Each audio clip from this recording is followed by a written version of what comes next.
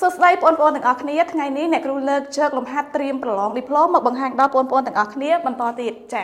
អញ្ចឹងលំហាត់របស់យើងគេឲ្យកណនី a ស្មើនឹងដក3ឬ75បូកជាមួយនឹង1លើ2ឬ48បូកនឹង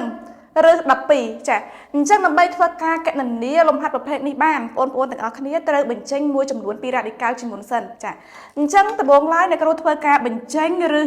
75អញ្ចឹងមេគុណ3អ្នកគ្រូដាក់នៅដដែលអញ្ចឹងបាន3ឬការ៉េនៃ75នេះបងប្អូនទាំងអស់គ្នាអាចធ្វើការបញ្ចេញដោយប្រើវិធីចែកកត្តាបឋមចាអញ្ចឹងឬ75យើងអាចទៅសេបានថា5ការ៉េគុណជាមួយនឹង3ចាបូកជាមួយនឹង1លើ2ឬ48អញ្ចឹងអ្នកគ្រូអាចទៅសេបានថា4ការ៉េគុណនឹង3ឬការ៉េនៃ12អញ្ចឹងយើងអាចទៅសេបានថា2ការ៉េគុណនឹង3ចាអញ្ចឹងបន្ទាប់ពីអ្នកគ្រូសរសេរវាជាការ៉េហើយយើងចាប់ផ្ដើមបញ្ចេញពីរ៉ាឌីកាល់មកអញ្ចឹងអ្នកគ្រូបានដក3 5ការ៉េយើងបញ្ចេញមកបាន5អញ្ចឹងអ្នកគ្រូបាន3គុណជាមួយនឹង5នៅសល់3អត់មានការ៉េអញ្ចឹងវានៅជាប់ឬ3បូកនឹង1ភាគ2 4ការ៉េយើងបញ្ចេញមកបាន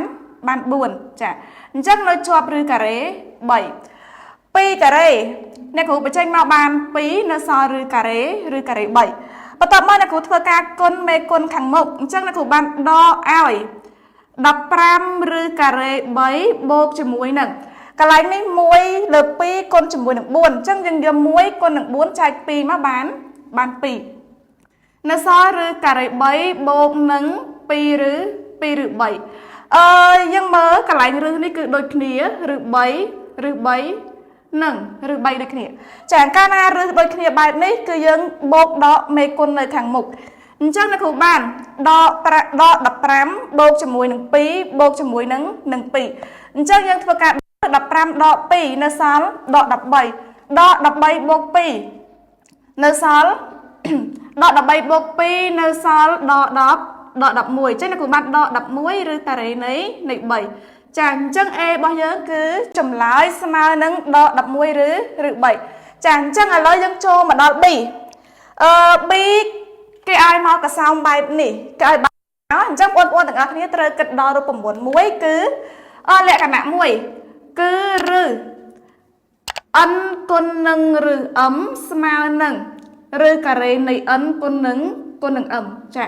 អញ្ចឹងនៅក្នុងលំហាត់នេះគឺអ្នកគ្រូដាក់ឬរួមមកឬរួមតែមួយអញ្ចឹងអ្នកគ្រូសរសេរមកបានឬការ៉េនៃយើងដាក់មកបានកតាឲ្យឬ2025ដកឲ្យឬការ៉េនៃ2024យើងបិទវងកញ្ចក់មកវិញបន្ទាប់មកយើងសរសេរមួយទៀតអ្នកគ្រូបានទៅជាឬការ៉េនៃ2025បូកជាមួយនឹងឬការ៉េនៃ2024ចាអញ្ចឹងអ្នកគ្រូបង្គូបំពេញរ៉ាឌីកាល់វាសិនអូខេតោះអញ្ចឹងកាលណាបងឃើញបែបនេះអានេះឬ2025អានេះឬ2024ហើយកន្លែងនេះឬ2025និងបូកឬ2024អញ្ចឹងបងត្រូវគិតដល់រូបមន្តមួយរូបមន្តកតា a ដក b កតា a បូក b ស្មើនឹង a ការ៉េស្មើនឹង a ការ៉េដកឲ្យ b ការ៉េចាអញ្ចឹងបងប្រៀបធៀបជាមួយនឹងលំហាត់របស់យើងណាមានកតា a ដកនិងកតាបូកចាអញ្ចឹងយើងមើលកន្លែងនេះអានេះ2025តំណាងឲ្យតួ a